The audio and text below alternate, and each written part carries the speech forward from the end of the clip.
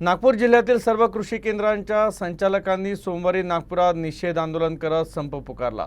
आपल्या विविध मागण्यांसाठी संविधान चौकात हे आंदोलन करण्यात आलं। नागपूर जिल्ह्यातील संविधान चौकात सोमवारी जिल्ह्यातील सर्व कृषी केंद्राच्या संचालकांनी निषेध आंदोलन केलं, तसेच संपाचं आयोजन केलं होतं। शेतकरी आणि बियाणे व्यवसायाशी संबंधित लोकांच्या मुख्य समस्या आणि मागण्यांबाबत हे आंदोलन करण्यात आलं। आंदोलकांची पहिली मागणी अशी आहे की बंदी घातलेल्या आणि अनधिकृत HTBT कापूस बियाण्यांची विक्री तत्काळ थांबवावी किंवा कायदेशीर मान्यता घेऊन कायदेशीररित्या विकण्याची परवानगी द्यावी। दुसरी प्रमुख मागणी अशी की परवाना नसलेल्या अनधिकृत एजंटकडून शेतकऱ्यांना बनावट खते, कीटनाशके आणि बियाणे विकण्याच्या वाढत्या घटनांवर त्वरित कारवाई करावी, जेणेकरून शेतकऱ्यांची फसवणूक होण्यापासून वाचवता येईल।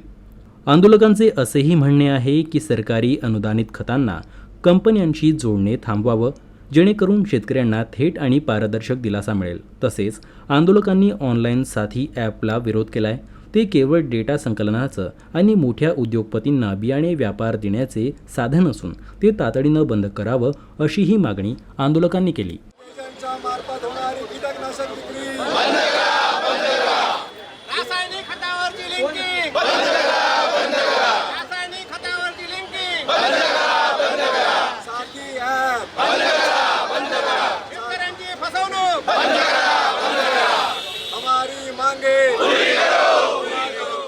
आजचं आमचं आंदोलन जे आहे ते एक दिवसीय सांकेतिक बंद होता। पूर्ण नागपूर जिल्ह्याचा ग्रामीण व शहरातले सगळे कृषी केंद्र बंद आहेत।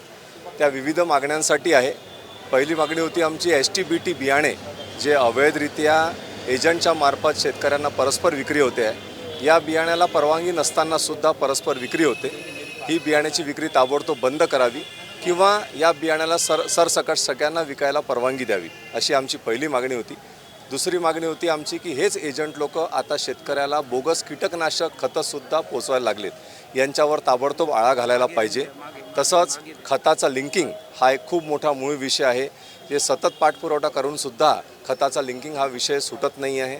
तसंच साथी नावाचा एक बियाण्यासाठी एक क्लिष्ट आणि असा त्रासदायक ॲप सरकारने आणलेला आहे।